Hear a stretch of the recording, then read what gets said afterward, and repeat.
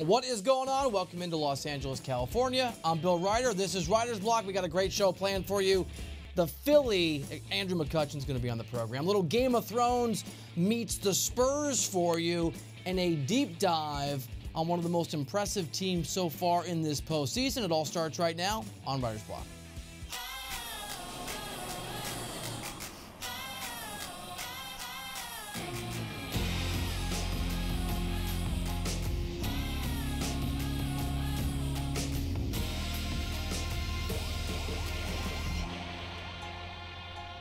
Yay, Boston Celtics! After dysfunction, after drama, after what was a fairly underwhelming regular season, considering this team made it to Game 7 of the Eastern Conference Finals last year, at least for the moment, all is well in Celtics land. Now let's start with a little positivity before we dive into it and give you some accuracy. This was a Celtics team that was awesome against the Pacers. You can see it here. Obviously, the sweep means they were 4-0. Offensive rating of almost 104. Field goal percentage markedly better than what you saw from Indiana. Three-point shooting percentage basically 40% in the series. And their turnovers per game, while high, did not matter. The Celtics got it done. They were awesome. And I'll add this too. I know Marcus Smart is out. The injury, a lot of people casually thought this would hurt Boston, but we heard from Raja Bell, and I've heard other people around the NBA say the same thing. It might actually have made Brad Stevens' biggest challenge, or one of them, a lot easier, and that is some of the chemistry issues in the locker room, which stem, at least in part, from who's going to get the touches. You subtract one guy, there's more touches to go around. Might be addition by subtraction, and I like Marcus Smart a lot as a player. But on the Celtics celebrating and the narrative we've seen bubbling out there in the world of sports that this means Boston is right. It just doesn't. Not yet. Not at this stage. And with all respect to the Pacers, they're not the team, they're not the challenger that was going to reveal who this Celtics team really was. Real quick reminder that Indiana lost Victor Oladipo, who's emerged as a star, and they were a markedly different team with Oladipo versus without Oladipo. Before the Oladipo injury, this was a Pacers team that was 32-15. After the injury, 16-19. This was not a good basketball team that Boston beat up on. And if you talk to people like I do around the league, you talk to executives, you talk to players, you talk to folks in front offices and coaching staffs, they'll tell you that when teams don't like each other, it comes to the forefront in best-of-7 series when there's an actual challenge, and that requires a challenger. So as a quick refresher on some of the dysfunction that defined this Boston team for much of the year, 4 games, at least not these 4 games, aren't going to erase that. Here's what Boston still has to prove that they're past.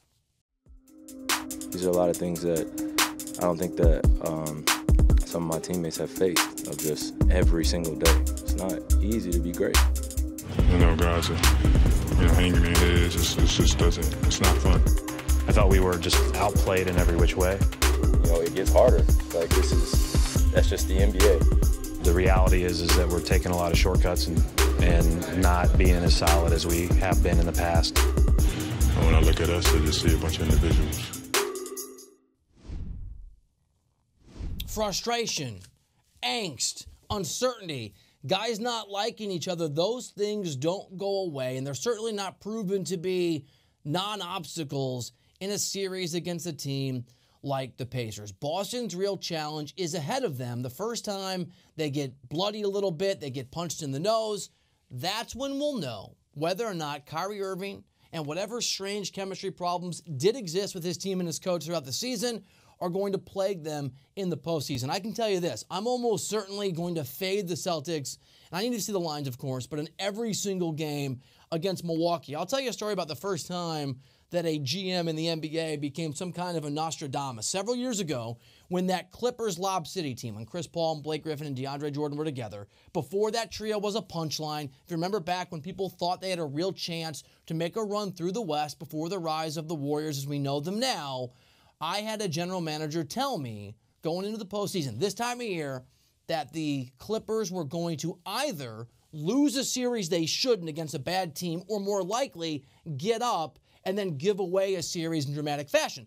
Pretty bold prediction, right? I remember sort of rolling my eyes, and that was about a month before the Clippers, maybe a little bit more than that, The Clippers were up 3-1 against the Rockets to go to the Western Conference Finals for the first time and then blew that lead. And I called that GM back and I was like, you just blew my mind. You got to explain to me what happened. And he said it's simple. Guys don't like each other on that team. Chris Paul and DeAndre Jordan don't get along. Blake Griffin's a mediator that does not work. And when teams don't like each other in the playoffs, when they face good teams, real challengers, they come apart at the seams. And the reporting I did on the Clippers after that reflects what I've heard about the Celtics this year.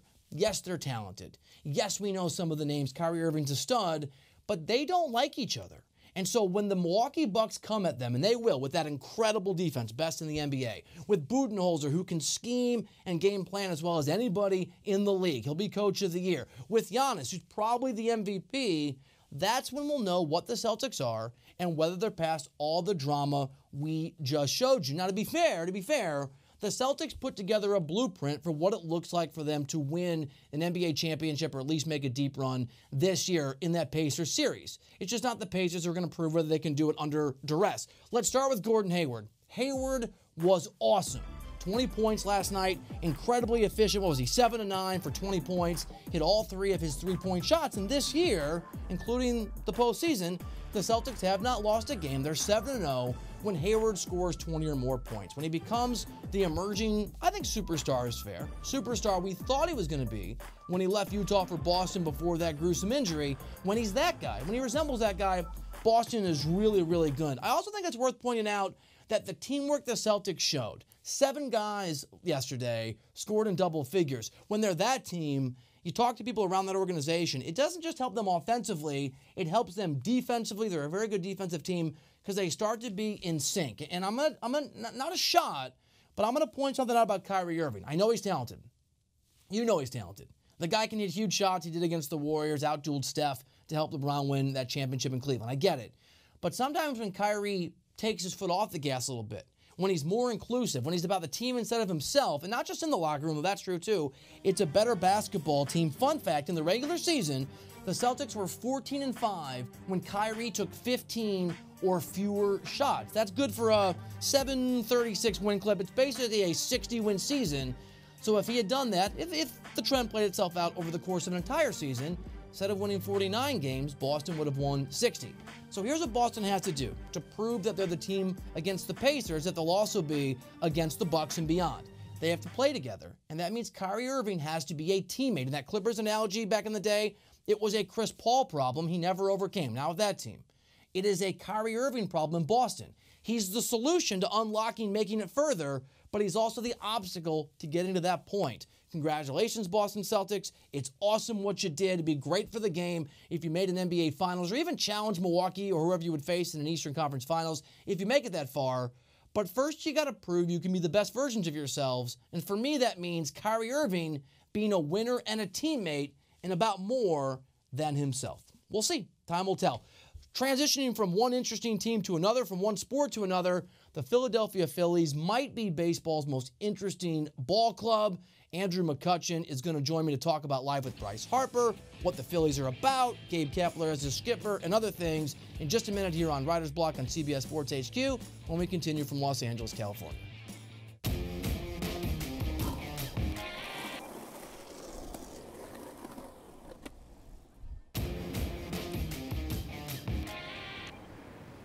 All right, welcome back into the show, Writer's Block in Los Angeles, California. Thrilled to be joined now by Philadelphia Philly outfielder Andrew McCutchen. Andrew, thanks for making time. How's life in Philadelphia? Man, it's great. You know, just here in New York right now playing the Mets. It's raining right now, so it looks like batting practice canceled, but I'm okay with that. So I know it's early, but very exciting team. You guys are a lot of fun to watch from a distance. Obviously, very competitive ball club. What do you make of the team in Philly so far? Man, it's a great team. Collectively as a team, we're really good. We just got to be more consistent with just going out there and competing and playing, winning the games. But all around, we have the team to do it. So, yeah, man, it's a fun team. We all have a lot of fun here. And I think that's definitely going to help us and carry us into the rest or the course of the season. I know you guys have high expectations. I think generally all of us feel like Phillies are going to be really good. Just in general terms, you know, when you look at Major League Baseball over your career as a veteran now, in the big leagues. How long, just in general terms, Andrew, does it take for a team, for an individual player, for a GM to really have a sense of what they do have and what they don't have in a ball club? You know what? I think we focus more on what we do have as a whole. I mean, at the end of the day, we're all big leaguers. So, you know, we're here for a reason. So we work collectively as a unit to be able to produce on the field. I mean, overall, I think to win, you have to play together as a team. And, you know, sometimes that could take some time, but we choose to look at the things that are positive. And I think the more we do that, the more it can propel us into winning the ball games and winning the close ones. Yeah, I think that's the main focus. Focus on what's good, and yeah, if you do that, it's going to help you out. It's going to help you out through you know, when you hit those dog days of the summer. It's definitely going to be a big plus. You know, we've seen one of the models for teams trying to chase success is to tear it down and rebuild, go the Astros route. That can take a long time. And so we've got some teams and some divisions around Major League Baseball where a lot of ball clubs aren't competing. Feels like it's the opposite in your division. There are easily 4 teams that are built for now, that are competitive now. How do you just personally feel about being in a division where almost every ball club is actually going for it? It's good because, you know, you like to show up to compete, to, you know, go out there and know that you got to be on your A game to be able to win that ball game. You know, it makes showing up to the ballpark that much more fun. So, you know, this division is a great division. You know, a lot of talent, a lot of young talent in this division. So I'm showing up and, you know, I'm ready to go. I know I got to strap in and pitch one. I got to be ready. And that's the way you want it. That's one of the reasons I play this game. So happy to play for a team that's trying to win and being in a division that's has some tough competition. You've already gone yard 4 times this season. How do you feel about your swing, where you're at, just how you're feeling as a ball player this early part of the season? Oh, man, it's good. I was joking with my dad yesterday. I told him, man, for April, I'm ahead of schedule right now. So we laughed a little bit about it. And but yeah, I mean, physically I feel good. And at the plate, you know, I feel good too. So, you know, I'm not quite where I want to be, but as of right now, I think I'm in a good spot. Just have to keep maintaining where I am, keep repeating, and just getting better throughout the course of the season. But I feel pretty good. I'm gonna keep going. Hopefully, can feel even better. All right, so I want to ask you about some of your teammates, maybe your manager. Obviously, Bryce Harper, a huge addition in Philadelphia, a big storyline for people like me, what I do for a living. Up close, what have you seen in Bryce dealing with a new team, a big contract, and certainly a lot of expectations, not just for the team, but for him individually? Yeah, definitely. I mean, you know, he's a guy that, you know, I feel like the limelight's always been on him, probably throughout the course of his life. So I think with everything that he's dealing with, he deals with it in a very professional way. It's an expectation that he knows is always around him, but he handles it very well. He goes out and plays the game, plays it hard, and he's a lot of fun to watch. And, you know, it's cool, man, to be able to have him as a teammate and play alongside him throughout the course of the year. So, yeah, he's a lot of fun. He's a great teammate. Going to give you 100% every single day he goes out there, and it's just no excuses type of attitude that he has. So it's a very, very fun thing to watch every single day. I was lucky enough a few years ago to do television with Gabe Kapler. Great guy, interesting dude. I know it's early, but again, what's your read on him as a manager so far? He's great, man. He manages the game like he's played it. That's all you can ask for a player. And, yeah, he gives us our space when we need it. If he feels he needs to speak up, he does. And, you know, I respect that. He has respect for us. I respect the heck out of him. And, yeah, he's a great guy to be around. Very positive, very optimistic. And, yeah, that's all you can ask for from him. And he just lets us go out and perform, lets us play the game. And, you know, that just shows that the trust he has in us and in return, we have that trust as well. I don't want to pick on managers in general, but I think it's fair to say most big league managers aren't known for their physiques. And Gabe, I mean, that guy's he's a health freak. I remember him bringing in, I don't know, what shakes or greens, whatever. He's in pretty good shape. How many guys at the big league level are in better shape right now than your manager? I don't think many are, honestly.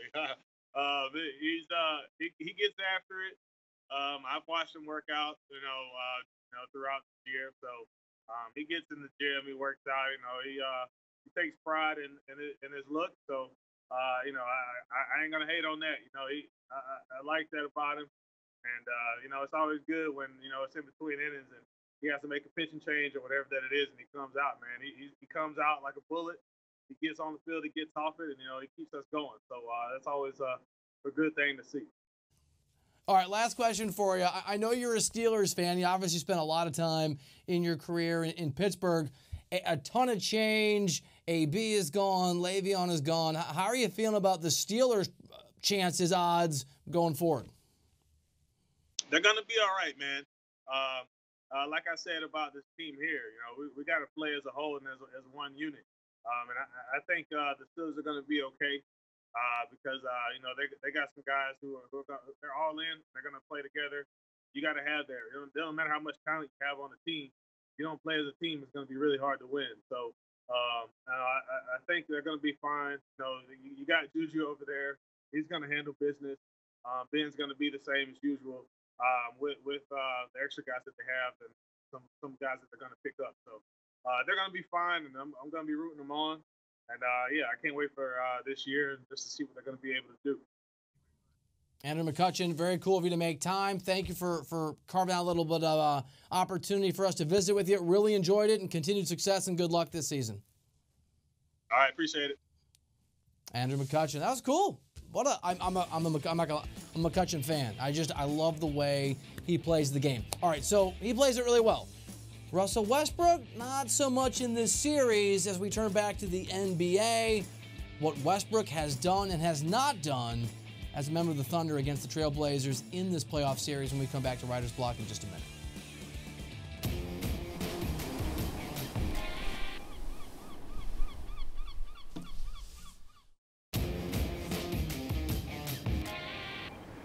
All right, welcome back to the West Coast and Reiter's Block.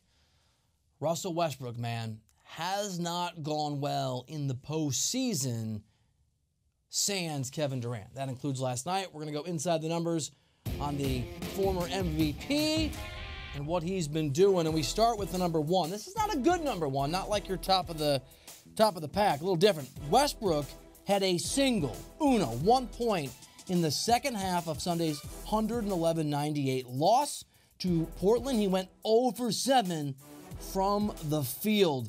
Woof. That is real bad. How about the number 31? It's not getting better. In the 3 Thunder losses this series, Russell Westbrook shot just 31%, not from the three-point line, from the field, and only 17.6% from the three-point range. Not exactly efficient. Next up is 13.8. By contrast, his rival, largely of Westbrook's own making, be careful what you ask for, Damian Lillard has averaged almost 14 points, 13.8, in the third quarter alone in this series, with a playoff high 30.3 points per game. Dame is such a stud. And finally, 5-1 as the series shifts back to Portland for Game 5. Keep in mind, the home team is 5-1 against the spread, while the Thunder has also hit 5 out of the last 6 games head-to-head with these two teams. I made that mistake. I bet on Portland on the spread in Game 3. That was an erring judgment. Home team against the spread in this series. All right, we're going to debut something new here. Game of Thrones fan, right? Only, 4 Game of Thrones episodes left before we see everyone we love on that show just get got, and hopefully one of them are sitting on the Iron Throne. So we're going to do a Game of Thrones-inspired NBA segment every single week. And we start today, a little trial by combat in the only series that's tied up. That Nuggets-Spurs series has been interesting. It's been riveting, I think. It's been a little weird. We got trial by combat here. These are the key guys, I think. Jamal Murray versus DeMar DeRozan. I love Jamal Murray. If I were in a pinch like Tyrion used to be, I'd love in theory to have him be defending me. You saw how clutch he was earlier in the season. But in this kind of a moment, mano a mano, everything's on the line, life or death, the honor of your family, etc., I want the guy with some experience, even though DeRozan at times has let his team down, got a little emotional early in the series. He's been in the postseason many times with the Raptors. He's been to an Eastern Conference Finals back in Toronto when he faced LeBron and that Cavs team a few years ago. Give me DeMar DeRozan in trial by combat. He's my guy. That's who I want. And that means that this week on the throne, the guy, at least for the moment, is feeling pretty good about his chance to survive this death match, this is the NBA playoffs, is Greg Popovich. Look at him. He looks scary good on the throne. I think he'd be a pretty merciful ruler, but having had Pop tell me to do something anatomically impossible to myself before, don't know if that's entirely the case, but the throne certainly fits. Loving that beard. All right, before we sign off, it's time for Bill's big bet of the day. It was like a middling weekend. 8-5 is where I'm at, as you can see. A couple games tonight. I like Milwaukee tonight, but it's a big spread. I love the Rockets. I love the Rockets to close out the series. They're -2.5. I've said this again and again, and I've made money on it. The Jazz don't defend the three-point shot well. The Rockets obviously shoot the three like it's going out of style. Houston's also playing really good defense over the course of this postseason. And the 30 or 40 days before that, top 5, 6 defensive rating over that stretch. I think Utah knows it's over. I think they give up the ghost. Little Game of Thrones reference there again, little pun, excuse me. Give me Houston for all the money you're comfortable with, plus a little bit more. I love Houston, -2.5. Thank you for hanging out with us here on the show. We've got some huge guests for you this week. Nick Bosa is going to be on the program, among other guys who will hear their name called in the first round of the NFL Draft on Thursday. My name is Bill Reiter. As you can see, the show is called Reiter's Block, and we'll see you tomorrow. CBS Sports HQ is going to continue from Florida. They're going to get you updated sports line in 30 minutes. Thank you for spending some time with us.